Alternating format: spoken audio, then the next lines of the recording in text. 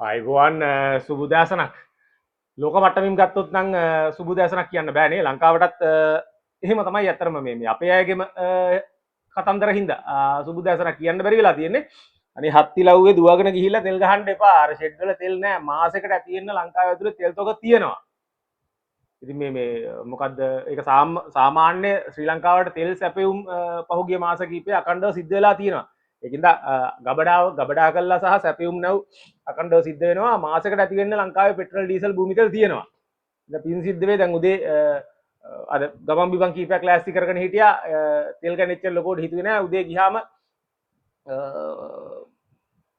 Shed එකට එතර පොලිම ඊයේ රාත් අපි දිගටම දැක්කා මෙහෙම ඔක්කොටම ඉස්සෙල්ලා ලෝකේ කොහේ හරි කෙලවරක මොකක් හරි නාටකමක් සිද්ධ වෙනවා නම් මෙහි ඉන්න ජාවාරම්කාරයෝ ටික තමයි එළියට බහින්නේ උන්ටර අපි නිකන් අර ඒ වචනාර්ථයෙන් ඒ අදහස එන්නේ නැති උනට කාලකන්ණි කියනවට වැඩිය වෙන කියන්න දෙයක් නැහැ නේද ඔක්කොම ජාවාරම්කාරයෝ ටික කියන්නේ බූලි අරගෙන එළියට බහිනවා දැන් ඒක නිසාම මම දැක්ක මේ දැන් පොඩ්ඩකට කලින් මේ පටිගත කිරීම කරන්නේ 9යි කාලට විතර උදේ මීට පොඩ්ඩකට කලින් පොලිස්පතිවරයා නියෝග කරලා තියෙනවා සියලුම ඉන්ධන පිරවුම්හල් වලට ෂෙඩ් වලට පොලිස් ආරක්ෂාව දාන්න බූලි කෑන් වලට තෙල් ගහන්න එපා කියලා මොන කිහෙල් වලක්ද නේද මේක ඔක්කොටම කලින් යන්නේ මේ බාර ඉරානයට ගහනවා කිව්ව. ඒ කියන්නේ අපේ මිනිස්සුන්ගේ එකක් තියෙන සමාජ අවබෝධය. පොඩ්ඩක් නිකන් අතේ මොබයිල් ෆෝන් එක තියෙනවා. සිංහලෙන් හරි ගහලා බලපන්. දැන් ඕන තරම් Google එකේ මේ සිංහලෙන් සර්ච් කරාම එන්න තොරතුරු තියෙනවා. මිනිස්සු ප්‍රවෘත්ති පළ කළා. එහෙම ගහලා බලන්නෙත් නෑ. එහෙම නැත්නම් යම් ප්‍රමාණයකට ඉංග්‍රීසි දැනුවත් තියෙනවා. chat gpt මේ පොඩ්ඩක් ගහලා බලන්න මොනවද මේක ඇත්තට තොරතුරු ටික කියලා මේක ලංකාවට ඉන්ධන සැපයීමේ ප්‍රශ්නයක් තියෙනවද කියලා. ඒ මුකුත් නෑ. මොකෙක් හරි පොලිමේ ඉන්නවා දැක්ක හැටි කියලා පොලිමේ පිටිපස්සෙන් ගහ ගන්නවා. අනිත් පැත්තෙන් ජාවාරම්කාරයෝ ටික යනවා තෙල් එකතු කරන්න. කොහොම හරි එහෙම ප්‍රශ්නයක් නෑ. දැන් ප්‍රශ්නයක් තියෙනවා නම් තියෙන කට්ටිය ගිහිල්ලා ඔක්කොම ඉස්සර ෆුල් ටැංක් කරගෙනයි බූලි වලට ගහගෙනයි ගියපු හින්දා වෙන්දට මුළු දවසක් දුවන එක පෑ දෙකෙන් ෂෙඩ් එකේ තෙල් ටික ඉවරයි. ආයි එකක් එනකන් ඊළඟ පොලිමේ හැදෙන හින්දා තෙල් නැහැ. ඕක තමයි ඉතින් ගැටලුව. කරුණාකරලා මේ වැඩේ කරන්න එපා. සාමාන්‍ය විදිහට තමන්ගේ අවශ්‍යතාවය අනුව තෙල් ටික ගහගෙන යන්න. තෙල් තියෙනවා කියන එක තමයි අපිටත් කියන්න තියෙන්නේ. හොඳයි. අපි ලංකාවට තියෙන බලපෑම දෙවුනුවට කතා කරමු. ඇත්තටම ඉරානයේ මේ වෙනිමිට තියෙන තත්ත්වය ඉරානයේ ලෝකෙට කොයි වගේ බලපෑමක් එල්ල කරනවද කියන එක මුළු ඊයේ රාත්‍රියේ ඉඳලා අපිට වාර්තා වෙනවා. සහ ට්‍රම්ප් ලෝක පොලිස් කාර්යාලයේ සිට ලෝක බිස්නස් කාර්යාලය දක්වා පරිවර්තනය වීමේ ඒ හුවමාරු කාල සීමාව තුළ ට්‍රම්ප් වෙනමම ගේම් ටිකක් ගහගෙන ඉන්නවා. ඒ ගේම් ලෝකෙට කොච්චර බලපානවද කියලා මේ වෙලාවේ මම දන්නේ නැහැ. ඒ කියන්නේ ඉරානයේ පැත්තේ ඉන්න පිරිසටයි ඉරානයේ වෙනුවෙන් පෙනී හිටන පොඩි සිම්පති එකක් තියෙන පිරිසටයි අනිත් පැත්තෙන් ඇමරිකාව හරි ෂෝක් කියලා පිරිසටයි දෙපැත්තරම බරපතල ආකාරයට දැනෙන මට්ටමට ඇවිල්ලා තියෙනවා. ට්‍රම්ප් ලෝකෙට ටැරිෆ් එකක් ගැව්වා. ඒ ටැරිෆ් එක නිසා සම්පූර්ණ සමස්ත ලෝකෙම අවුලක් බවට පත් වුණා. ශ්‍රී ලංකාවට ඒක බලපෑම දැනුණා.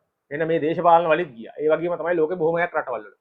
හැබැයි අවසානයේ කැරකිලා ගිහිල්ලා ඒක ඇමරිකාවේ ප්‍රශ්නයක් බවට පත් වෙලා තියෙනවා. ශ්‍රේෂ්ඨාධිකරණය ඒ බද්ද තහනම් කරා අත්හිටෙව්වා. දැන් ට්‍රම්ප් ඒ වෙනුවට තව ඒවා ගහවි ඉන්නවා. දැන් 115ක තවත් බද්දක් ගහලා. කොහොම හරි වැඩි අවුලට ගියා. දැන් ඉරානයට ඇටැක් කිරිල්ල. ඇයි මේ? නිකම්ම මේ වෙන ගෙදර පලියක් හින්දාද? නෑනේ. මේක අර එක පැත්තකින් වෙනසියුලාව වේවා ඊට කලින් අපි ඉරාකයේ හෝ වේවා මැද පෙරදිග කලාපයේ වෙනත් රටවල් මේ සියල්ල තෙල් මත සම්පූර්ණේ. හරිම කැත බිහිසුණු තෙල් යුද්ධයක් මේක. ඉරාකයට රසායනික අවි තියනවායි කියලා වෙනම يعني ලෝකෙට වෙනම චිත්‍රයක් මවලා BBC CNN හරහා ගහලා ඒක විනාශ කළා තිබිච්ච පාලනය සෑහෙන කාලයක් මැද පෙරදිග කලාපයේ අස්ථාවර කරා. හැබැයි ඉරානය ලෝකේ බලවත්ම තෙල් සැපයුම් කාර්යයක් විදිහට. හිතන්නේ ඉරානය ලෝකේ තවත් තැන්වල තෙල් තිබ්බට මැද පෙරදිග කලාපයේ චීනය සහ ආසියාව ගත්තොත් එහෙම මේකේ සම්පූර්ණ ප්‍රධාන සැපයුම් කාර්යයක් බවට පත් වෙලා තියෙන ඉරානය. ඒ නිසා ඉරානයේ තෙල් ශක්තියට ලේසියෙන් අත තියන්න පුළුවන් කමක් තිබුණේ නැහැ. මොකද චීනයත් එක්ක සෑහෙන කාලයක් තිස්සේ ඉරාකයේ වගේ නෙමෙයි මේ දැවැන්ත මුස්ලිම් ඉස්ලාම් රාජ්‍ය තමන්ගේ ශක්තිය ගොඩනගාගෙන තිබුණා. ඒ නිසාම ඉරානයට අත තියනවායි කියන එක න්‍යෂ්ටික බලවතෙක් විදිහට ඒක ලේසි පාසු වැඩක් නෙමෙයි. දැන් දිගින් දිගටම කමේනි මලා කියලා කියනවනේ. අපි ඒක ගැන ඊළඟට කතා කරමු. කමේනිට මොකද උනේ කියලා. හැබැයි ඉරානයට අත තියෙනවයි කියන එක ඇමරිකාවට ලේසි වුණේ නැහැ. ඇමරිකාවට කෙලින්ම ඇවිල්ලා ගහන්න බෑ. ඒ වෙනුවට තමයි ඊශ්‍රායලයක් මැද පෙරදිග කලාපේ හදාගෙන තියෙන්නේ මුස්ලිම් ලෝකයට අභියෝග කරන්නට ඇමරිකාව විසින්. ඉතින් ඊශ්‍රායලයේ ලවා ප්‍රහාර එල්ල කෙරෙව්වා. හැබැයි ඒකෙන් ලැබිච්ච ප්‍රතිඵලය මොකද්ද? කවුරුත් බලාපොරොත්තු නොවෙච්ච විදිහට මැද පෙරදිග කලාපේ ඇමරිකාව විසින් ස්ථානගත කරලා තියෙන ඇමරිකානු හමුදා මධ්‍යස්ථාන කඳවුරු රැසකට ඉරානය නොහිතපු විදිහට ප්‍රහාර එල්ල කරා. ඒ විතරක් නෙමෙයි. මේ දැන් උදේ අප්ඩේට්ස් ටික ගත්තොත් එහෙම අබුඩාබි එයාපෝට් එකට ගහලා තියෙනවා. ඒක ආසියාතිකයෙක් මිය ගිහිල්ලා තවත් 7 දිනකට තුවාල වෙලා ගිහලා අබුඩාබි එයාපෝට් එකට. කඳවුරක් නෙමෙයි. ඊළඟට ඔයද ඩුබායි වල අයිකන් එකක් විදිහට තියෙන ප්‍රධාන සංකේතයක් වෙලා තියෙන බර්ජ් අල් අරබ් හොටෙල් එකට ගහලා තියෙනවා. ඩුබායි එයාපෝට් එකට. එතකොට ලක්ෂරි හොටෙල් එකකට මේ වගේ කඳවුරු වලට විතරක් නෙමෙයි ඉරානය ගහලා තියෙනවා දැන්. බර්ජ් අල් අරබ් එකට ගහලා තියෙන්නේ අහම්බෙන් ප්‍රහාරයක් නෙමෙයි. ඒකට කෙලින්ම ඩ්‍රෝන් එකක් යවලා ගහන්නේ. ඉරානය බය නැහැ. ඉරානයේ ශක්තිය පිළිබඳව උන්ට තක්සේරුවක් තියෙනවා. මේක ඇමරිකාවට ලේසි වෙන්නේ නැහැ. කොහොම හරි ඉරානය යටත් කරගෙන ඊශ්‍රායලය හරහා වෙනම අන්තර්පාලනයක් හෝ වෙනම ස්වයං පාලනයක් ඕනේ කියලා ඉල්ලලා ඒක ලබා දීලා ඉරානයේ තෙල් ටික අතර ගන්නට ඇමරිකාව මේ කරන කැත ගේම් එක. ඒ කියන්නේ කැත ගේම් එක කියන්නේ ඉරානයේ මැද පෙරදිග කලාපේ කරන්නේ වෙන මොකද්ද කියන එක වෙනම කතන්දරයක්. හැබැයි ස්වාධීන රාජ්‍යයකට මේ ආකාරයට බලහත්කාරයේ මිලිටරි මැදිහත් වීම කරන්න එක විශේෂයෙන්ම තෙල් ටික සූරා ගන්නට ඒක ලෝක මට්ටමින් පිළිගන්නට පුළුවන් දෙයක් නෙමෙයි. ඉතින් කොහොම නමුත් මෙතන තියෙන ගැටලුව තමයි ඉරානයට තියෙන න්‍යෂ්ටික හැකියාව විතරක් නෙමෙයි. ඉරානය කියන්නේ විශාලතම මැද පෙරදිග කලාපයේ තියෙන විශාලතම ඉස්ලාම් සහ මුස්ලිම් රාජ්‍ය. ඒකට මිලිටරි බලය කිව්වහම හමුදා ශක්තිය ඉරාකේ වගේ නෙමෙයි. පසුගිය වකවානුවේ ඊටාම වේගෙන් චීනයත් එක්ක දියුණු වෙච්ච රටක්. තාක්ෂණයේ ඉහළ මට්ටමක තියෙනවා. උන්ගේ න්‍යෂ්ටික බලය ඊටාම ඉහළයි. හරියට අඳුරගෙනවත් නැහැ න්‍යෂ්ටික බලය. ඉතින් න්‍යෂ්ටික බලය තියෙනවා කියලා ගහනවා කියන එක සාධාරණීකරණය කරන්න බෑ. අපි දන්නවා ලෝකේ තවත් ඇමරිකාවත් එක්ක සමීපව ගනුදෙනු කරන රටවල් ඕනෑ තරම් විශාල සංඛ්‍යාවක් තියෙනවා න්‍යෂ්ටික බලවතුන්. නිකන් කියලා මේ ඇමරිකාවෙ එන්නේ නැහනේ න්‍යෂ්ටිකාවේ තියෙනවා කියලා ඉන්දියාවට ගහන්න, පාකිස්තානයට ගහන්නට එන්නේ නැහනේ. හැබැයි තමන් එක සමාන්තරව යන්නේ නැතිකොට තමන් එක තමන්ට වාසිදායක ආකාරයෙන් ව්‍යාපාර නොකරනකොට ඉරානයට ගහනවා. කලින් රුසියාවට යුක්‍රේනය හරහා ගහනවා. ඒක තමයි මේ ලෝක කලින් පොලිස් කාර්යය ඊළඟට දැන් ට්‍රම්ප්ගේ කෙලින්ම බිස්නස් කාර්යය. ඒ ස්ට්‍රැටජි එකට අනුව සිද්ධ වෙන්නේ ඒ කාරණේ. කොහොම නමුත් ඉරානයට ගහන එක ලෝකෙට ලේසි නෑ. ඉරානේ බය නැතුව වටේටම ගහනවා. ඇමරිකාව ඉන්නේ බේස් වෙලා ඉන්නේ කොයි රටේද ඒකට ගහනවා. වටේම ගහලා තියෙන්නේ. තමන්ගේ හැකියාව ප්‍රදර්ශනය කරලා තියෙන්නේ. ඔවුන් සතුව තියෙනවා වේග ප්‍රහාරක යාත්‍රා මේ නෞකා මිසයිල් අරගෙන ගිහිල්ලා ගහන්න පුළුවන්. ඒ නිසා තමයි මේ ලේසියෙන්ම මේ ප්‍රහාර වටේට මෙල්ල කරලා තියෙන්නේ. ඉතින් එතකොට මැද පෙරදිග කලාපයෙන් එන අනිත් ප්‍රශ්නයක මොකද්ද? මුළු සමස්ත ලෝකෙම එන ප්‍රශ්නයක මොකද්ද? ඇමරිකාවත් එක්ක කොච්චර හිතවත් වුණත් තමන්ගේ රටවල් වලට මේ නිකරුණේ ඉඳලා පරිප්පු කන්න වෙනකොට අනිවාර්යයෙන්ම මේ සියලුම රටවල් වලින් ප්‍රෙෂර් එක ඇමරිකාවට ලැබෙනවා. ඒ නිසා මේක ලේසියෙන් ගහලා ඉවර කරන්න පුළුවන් ඉරාකයේ වගේ දෙයක් නෙමෙයි. දීර්ඝ කාලීනව පවත්වාගෙන යන්න පුළුවන් යුද්ධයක් නෙමෙයි. අනිත් පැත්තේ දැන් හෝමුස් සමුද්‍ර සංධිය ඉරානය දැන් ඊයේ වාර්තා වුණා වහලා දාන්න තීරණය කරා කියලා. මේ වෙනකොට හරිය නිල වාර්තා මම උදේ දැන් බලනකොටත් හරියටම තීරණයක් වහලා දාලාද නැද්ද කියන එක සම්බන්ධයෙන් හරිය අප්ඩේට් එකක් එන්නේ නැහැ. නමුත් තීරණය කරා හෝමුස් සමුද්‍ර සංධිය වහලා දානවායි කියලා. හෝමුස් කියන්නේ මොකද්ද? ඒ කියන්නේ කිලෝමීටර් 40ක් විතර ඉඩක් තියෙන හරියටම මේ උඩින් ලෝක සිතීමේ බැලුවොත් එහෙම උඩින් ඉරානය තියෙනවා. ඊළඟට පර්සියන් ගල්ෆ් බොක්ක තියෙනවා. ඒ බොක්ක හරහා ඇවිල්ලා හරියටම එක්සත් අරාබි එමිරාජ්‍යයයි ඕමානයයි ඒ රටවල් දෙක සහ උඩින් ඉරානය තියෙන්නේ. පහලින් එක්සත් අරාබි එමිරාජ්‍යය සහ ඕමානය තියෙන්නේ. ඒ දෙක අතර අර මෙහෙම ඇවිල්ලා මෙන්න මෙතනින් යන කෙටි මෙන්න මේ හරියන්නේ කෙටි පටු සමුද්‍ර තීරයක් තියෙන්නේ. ඒක කිලෝමීටර් 40ක් විතර පටුයි. ඉතින් මේ හරහා තමයි මේ ඉරාකය, කුවේටය, ඊළඟට කටාරය, එක්සත් අරාබි එමිරාජ්‍ය, ඕමානය මේ සියල්ලේම තෙල් නිෂ්පාදන ගමන් කරන්නේ. එතකොට සමස්ත ලෝක තෙල් සැපයුමෙන් 20%කට වැඩි කොටහක් මේක හරහා ගමන් කරනවා. ඉතින් ඉරානය එතන ඉන්න උඩ පැත්තේ ඉන්න සම්පූර්ණ බලවතා ඔවුන් Tamanගේ හමුදා ශක්තිය යොදවලා ඒක වහලා දැම්මොත් එහෙම සමස්ත ආසියානු කලාපයටම ලැබෙන තෙල් සැපයුම බරපතල ආකාරයේ බාධා එනවා. ඉතින් මේකට විකල්ප විදියට සෞදි අරාබිය ඊළඟට ඕමානය මේ වෙන රටවල් වෙන තමන්ගේ නල මාර්ග ගොඩබිම් මාර්ග මේවා විකල්ප මාර්ග හදාගෙන තියෙනවා තමන්ගේ තෙල් සැපයුමට. හැබැයි සමස්තයක් විදිහට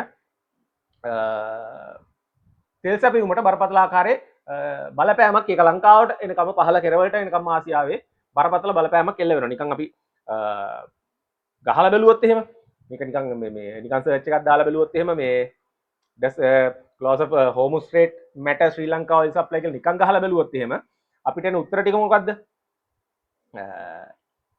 ඒකට අපි සිංහල පරිවර්තනයක් දාගත්තොත් එහෙම ඔව් ශ්‍රී ලංකාව තමන්ගේ කනිජ සම්පත් වලින් බොහොමයක් ආනයනය කරනවා. ගෝලීය මැද පෙරදිග තෙල් වලින් විශාල කොටසක් හෝමුස් හරහා ගමන් කරනවා. ඒක හරියදලා හරි වසා දැම්මොත් එහෙම ලංකාවට තියෙන බලපෑම shipment could be delayed or reduced. ඒ කියන්නේ නැව්ගත කිරීම නෞකායනයක ප්‍රමාද වෙන්නට පුළුවන්. එහෙම නැත්නම් අඩු වෙන්නට පුළුවන්.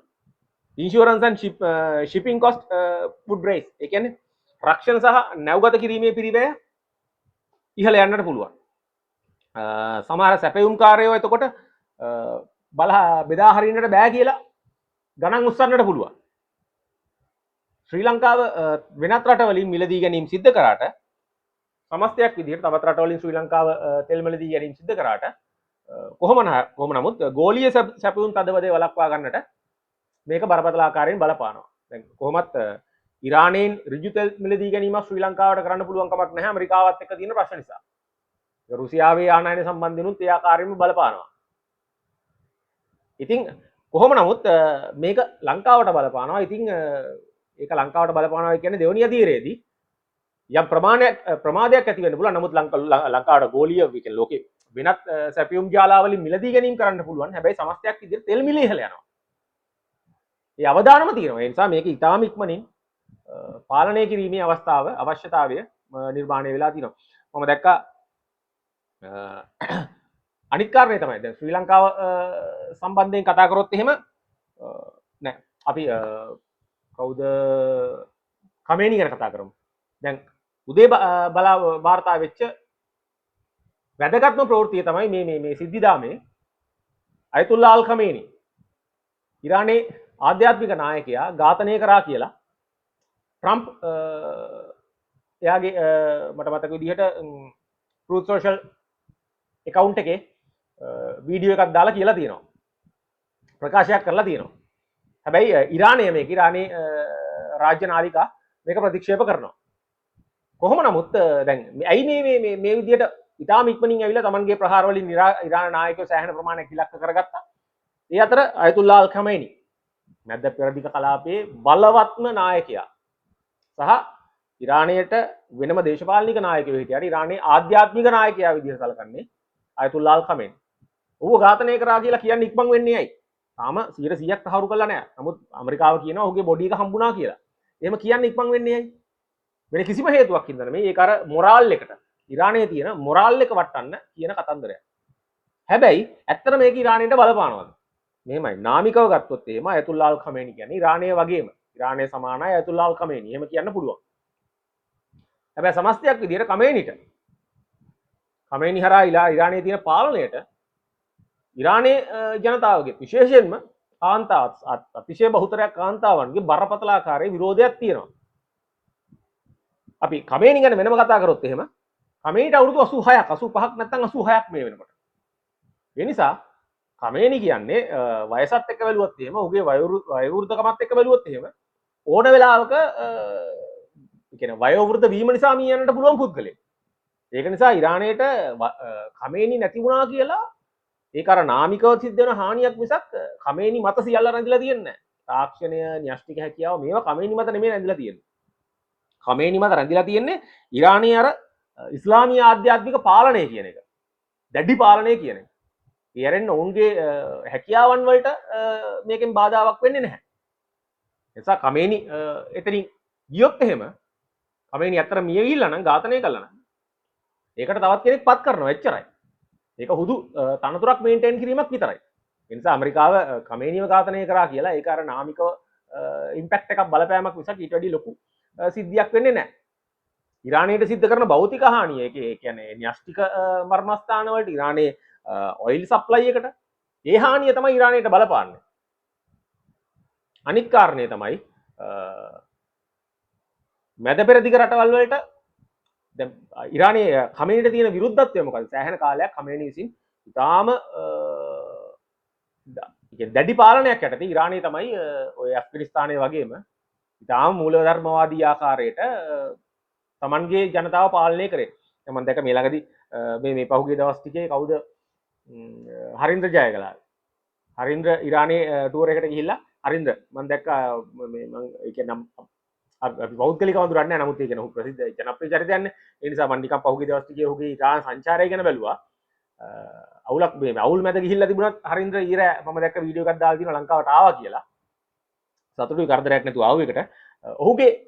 ඔහුගේ වීඩියෝස් වල ඉරානයේ කරපු සංචාරය අතරතුර දවස් දෙක තුනේ වීඩියෝස් වල මම උනන්දුවෙන් බැලුවේ පිටිපස්සේ මේ අවලි අවුල් සටන් ඇති වෙයි කියලා හිතන දවස්වල පිටිපස්සේ ඉරානයේ ජනතාව කොහොමද ඔවුන්ගේ ජීවන තත්ත්වය කියලා.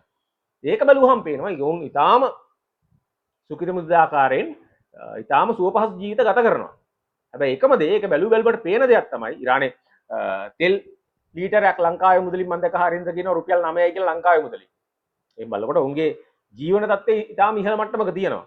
හැබැයි එකම අවුල තමයි මේ සෑම වීඩියෝ එකකම පිටිපස්සේ දර්ශනීය වෙච්ච දෙයක් තමයි කාන්තාවන් ඉතාම අර ඉස්ලාමීය මූලධර්මවාදී චින්තනයත් එක්ක දැඩි පාලනයකට යටත් කරලා තියෙනවා. මම දැක්ක අද උදේ පාන්දර ඉරාන් කාන්තාවක්ද එහෙම නැත්නම් ඒක බටහිර මීඩියා වලින් එළියට දාපු වීඩියෝ එකක්ද දන්නේ නැහැ. කාන්තාවක් අර ඇඳක ඉඳන් කොහෙන් හරි ආරංචි වෙලා රෑ කියනවා මේ මොකද්ද ඝාතකයා හරි මට ඒ කියන මතකවගෙන කොහොම හරි ඔහු මැරිලායි කියලා. ඒ කියන්නේ කමේනි මලා කියලා සතුටු වෙනවා ඒ කාන්තාව. ඉස්ලාම් ඒ කියන්නේ මුස්ලිම් කාන්තාව. එතකොට ඒකෙන් සමස්තයක් විදිහට අදහස් කරන්නේ ඒක බොරුවක් නෙමෙයි ඒක ඇත්ත. ඒක තමයි බොහෝ රටවල් මැද පෙරදිග රටවල් මේ වෙනකොට යම් ආකාරයකට බටහිරකරණය වීම හෝ එහෙම නැත්නම් අර නිදහස කියන එක ලිබරල් නිදහස කියන එක Tamanගේ සමාජ වලට භුක්ති විඳින්නට ඉඩ ලබා දීලා තිනවා යම් යම් ප්‍රමාණවලින්.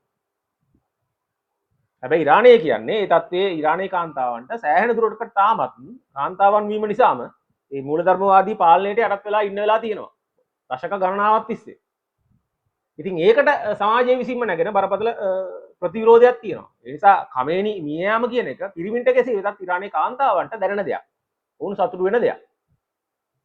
කොහොම හරි ඒ වැඩි ඒ ආකාරයේ ඒ කියන්නේ ප්‍රතිවිරුද්ධතා ගණනාවක් තියෙනවා.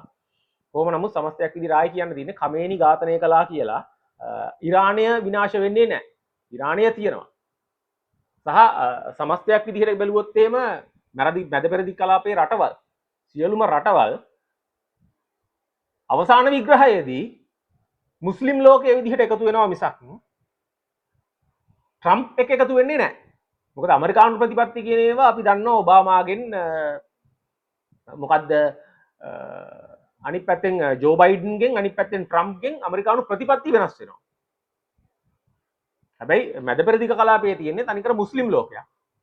ඒ නිසා අවසාන විග්‍රහයේදී ඊළඟ ජනාධිපති ට්‍රම්ප් වුණොත් එහෙම ඒ ප්‍රතිපත්තිත් එක්ක වෙනස් වෙන ඇමරිකානු ප්‍රතිපත්තිත් එක්ක අඛණ්ඩතාවය පවත්වාගෙන යන්නේ නැහැ මැද පෙරදිග රෝගය. ඒ නිසා අවසාන විග්‍රහයේදී ඉරාකයට ගහනකොට නිශ්ශබ්ද හිටියා වගේ නෙමෙයි. අපි විශ්වාස කරනවා ඉරානයට ගහනකොට සමස්ත මැද පෙරදිග ලෝකය හැමදාම නිහඬව ඉන්න එකක් නෑ කියලා. සහ චීනය නිහඬව ඉන්න එකක් නෑ කියලා. මොකද මැද පෙරදිග කලාපයේ චීනය ප්‍රධානම මෙහෙයුම් මධ්‍යස්ථානයේ බවට පත් වෙලා තියෙන්නේ. එක පැත්තකින් අනිත් පැත්තේ කෙරවලින් කොරියාව වගේ උතුරු කොරියාව වගේ මැද පෙරදිග කලාපයේ ප්‍රධාන මෙහෙයුම් මධ්‍යස්ථානයේ බවට පත් වෙලා තියෙන ඉරානය. ඒ නිසා චීනෙන් ලැබෙන සහයෝගය කිසිසේත්ම අඩු වෙන්නේ නැහැ. ඒ නිසා චීනේ බරපතල ප්‍රෙෂර් එකක් එනවා දිගින් දිගටම ඉරානයට ගහන්න ගියොත් එහෙම. සහ සමස්ත මුස්ලිම් ලෝකය එකතු වෙනවා. ඒක ලේසි වෙන්නේ නැහැ. ඉරානයට ගහලා මේක ගහලා ඉවර කළා. ඉරාකයට වගේ ගහලා ඉවර කරන්න බෑ. ඒක ලේසි වැඩක් නෙමෙයි. විශේෂයෙන්ම සමස්ත ආසියානු කලාපයටම මේ තෙල් සැපයුම කියන එක ඉරානයේ නතර කරන්න කටයුතු කරොත් එහෙම බාධා කළොත් එහෙම ඒක දීර්ඝකාලීනව මේ පැත්තෙන් එන ප්‍රෙෂර් එක ලෝකෙන් බාගිහින් එන ප්‍රෙෂර් එක ට්‍රම්ප්ට තවදුරටත් තනියෙන් දරා ගන්නට බැරි වෙනවා. තමන්ට රට ඇතුලේ තියෙන අභියෝගත් එක්කම. ඉතින් මේ සියලුම කාරණාත් එක්ක බලනකොට මේවා ලංකාව වගේ කෙරවලේ තියෙන කුඩා රටකට සමස්තයක් විදිහට දරා ගන්නට පුළුවන් කාරණයක් නෙමෙයි. විශේෂයෙන්ම ලංකාව වගේ අර සාමූහිකත්වයේ නැති බයියෝ ටොයියොත් ඉන්න රටක මේ දේවල් දරා ගන්නවා කියන එක ලේසි වෙන්නේ නැහැ. ඉතින් අපි කියන්නේ අර රුසියානු යුද්ධයට වැඩිය මේක බරපතලයි. මොකද කෙලිම මේක අර තෙල් කියන කාරණේ තාම තීරණාත්මක සාධකයක් බවට පත් වෙන නිසා බලාගෙන ඉන්න එකම දේ කරුණාකරලා ෂෙඩ් වලට දුවන්න එපා. කමේනි මිය ගියා නෙමෙයි මොන මැදපෙරදි කලාපේ අපිට ලොකු වොරිස් තියෙනවා. අපේ හිතවතුන් සෑහෙන සංඛ්‍යාවක් අපි දන්න අවට ඉන්න පිරිස්වල හිතවතුන් සෑහෙන ප්‍රමාණයක් මැදපෙරදි කලාපේ සේවය කරනවා වාසය කරනවා. මේ මිනිස්සුගේ ආරක්ෂාව බරපතල ප්‍රශ්නයක්. මේ යුද්ධයක් ඇදෙනවා කියන රටවල් ගානකට මේ යුද්ධය ඇවිලයි කියලා හිතනවා මේක තව පත් වුණොත් එහෙම. ඒ නිසා අපි ප්‍රාර්ථනා කරන්නේ ඊටාම ඉක්මනින් මේ ගැටලුවට විසඳුමක් ලැබෙයි කියලා. ඉතින් අපි බලමු මොනවද තත්ත්වය කියලා. දැනට තියෙන මේ අප්ඩේට්ස් ටිකත් එක්ක තමයි අපි ඔබට මේ තොරතුරු ටික ගෙනාවේ. වැදගත් වෙයි කියලා හිතලා අපි බලමු හවස් වරුවේ තව වීඩියෝ එකක් කරන්න මේ එන අප්ඩේට්ස් එක්ක මොනවද ඔයගොල්ලන්ට අපිට දැනුම් දෙන්න තියෙන්නේ කියලා. ආයි කියනවා කරුණාකරලා ෂෙඩ් වලට ගිහිල්ලා තමන්ට අවශ්‍ය ප්‍රමාණයට ගහගන්න ෆුල් ටෑන්ක් කරගෙන මේක ෂෙඩ් එක ඉක්මනට වහන තැනට ගේන්න එපා. ඊළඟ බවුසරේ එනකම් හැමෝටම ටික ටික ගහගෙන යන්න අවස්ථාව දෙන්න කියලා. මොකද හෙටත් නිවුණු දවසක් ලොකුවට අපිට ගමන් බිමන් නැහැනේ. ඒ නිසා අපි බලමු මොකද වෙන්නේ කියලා. දැනට ගිහිල්ලා එන්නම් අදහසක් තියෙනවා නම් කමෙන්ට් එකක් දාගෙන යන්න. අපි සබ්ස්ක්‍රයිබ් කරලා තියාගන්න. ආයිබෝන් ජය වේවා.